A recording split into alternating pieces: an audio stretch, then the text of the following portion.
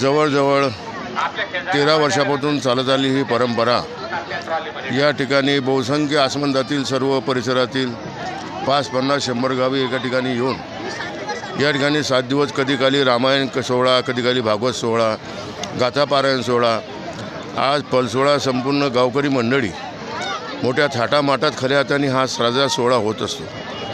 या सोहळ्याकरता अनेक लोक त्या ठिकाणी मदत करतात।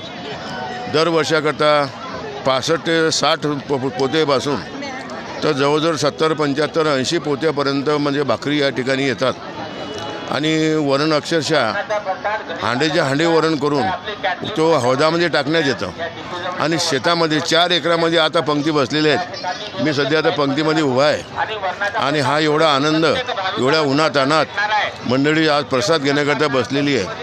हा महासिद्ध महाराजांचा सोहळा अपूर्व आहे। जे संग्रामपूर तालुक्यामध्ये नव्हे, आज बुलढाणा जिल्ह्यामध्ये असा सोहळा तुम्हाला पाहायला भेटणार नाही। त्याहीपेक्षा जत्रा वेगळी आणि यात्रा वेगळी। इथं सर्व वारकरी संप्रदायाचे सर्व कार्यक्रम होतात आणि त्या उद्देशाने अन्नदान, ज्ञानदान हे सर्व या ठिकाणी होते आणि ह्याच्याकरता सर्व आबाद लहान मोठे गरीब श्रीमंत पलसोळा गावातील सर्व गाव पुन्हा संपूर्ण झटते आहे आणि हा सोहळा मोठ्या आनंदानं पार पाडतो आहे। आजचा हा महाराजांचा पुण्यस्मरण सोहळा जवळजवळ 13वा सोहळा महाराज या ठिकाणी साजरा होत आहे। भव्य दिव्य असल्या प्रकारचं या ठिकाणी मंदिर बांधण्यात आलं आहे। शासनाकडून बरीचशी मदत मिळाली। आज या ठिकाणी हॉल बांधण्यात आलेत, काही ना काही स्वयंपाक मंडप बांधण्यात आला आहे। अजूनही बऱ्याचशा सुखसोयी या ठिकाणी व्हायच्या आहेत, तरी शासनाने या ठिकाणी लक्ष द्यावं आणि या महासिद्ध पुरुषांच्या या कार्याचा एक पर्यटन स्थळ म्हणून विकास करण्याची संधी या गावकऱ्यांना द्यावी अशी मी संपूर्ण सर्व वारकरी सांप्रदायिक यांना सर्व विनंती करतो।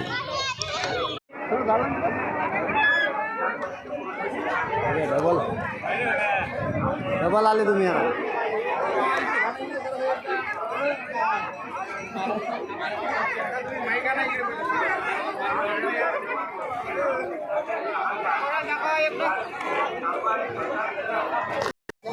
ठीक आहे।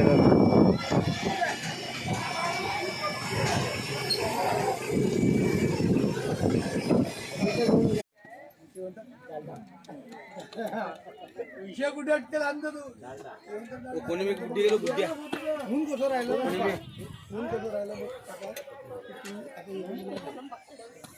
ओके ओके एकदम बस पाहिजे बाजूवाशी पाहिजे हमारी। तुम्ही मागच्या वर्षी बातमी पाहिली नाही काय?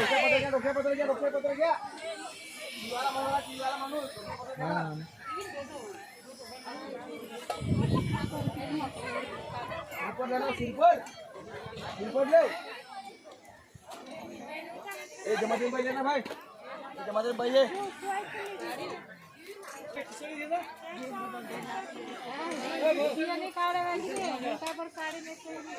खिचडी दे का वाटत बाहेर काही घेऊन भोजन। हा सिंपल बदलले ना,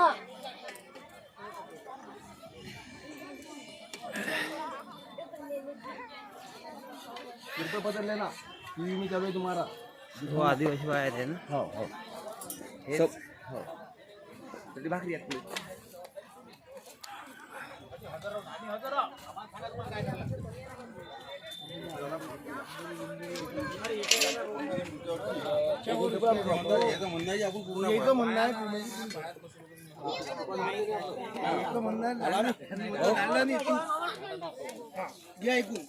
माहिती कोणता दिवस आहे तुमचा?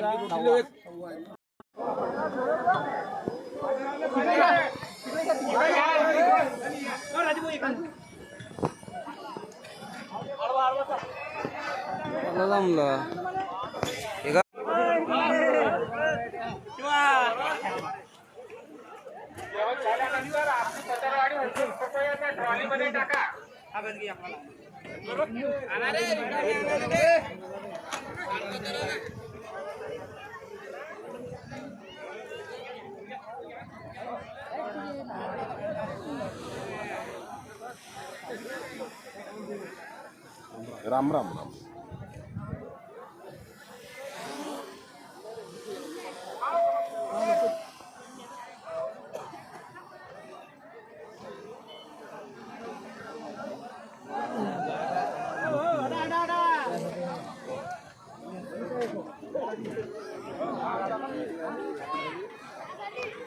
तसाच आपल्या यात्रेकरू भाविक भक्तांना एक सूचना देण्यात येते की बाबा तुम्ही नागडोळेच्या भगवंताला वाहता एक नवस म्हणून त्याच्या बदलात जर तुम्ही 10-20 रुपये आपल्या शक्तीप्रमाणे नगद जर टाकले तर ते फळ व्यवस्थित होईल.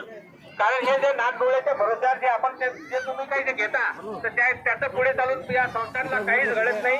त्यापेक्षा तुम्ही 10 रुपये जरी नक्की टाकले तरी ते तुमच्या सत्कर्मामध्ये वापरले जातील.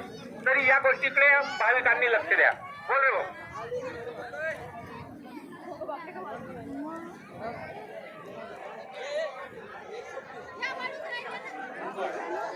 आता ह्या सर्व पंक्ती लाईन फुल झालेल्या आहेत. तरी आता ही पंक्ती झाल्यानंतरच दुसरी पंगत बसणार आहे. तर याची सर्व भाविकांनी नोंद घ्या. कार्यक्रम मोठा आहे. आजूबाजू सर्व भक्तांना आग्रहाची विनंती आहे की तुमचं सहकार्य आम्हाला अपेक्षित आहे. तुम्ही सहकार्य करा सर्वजण.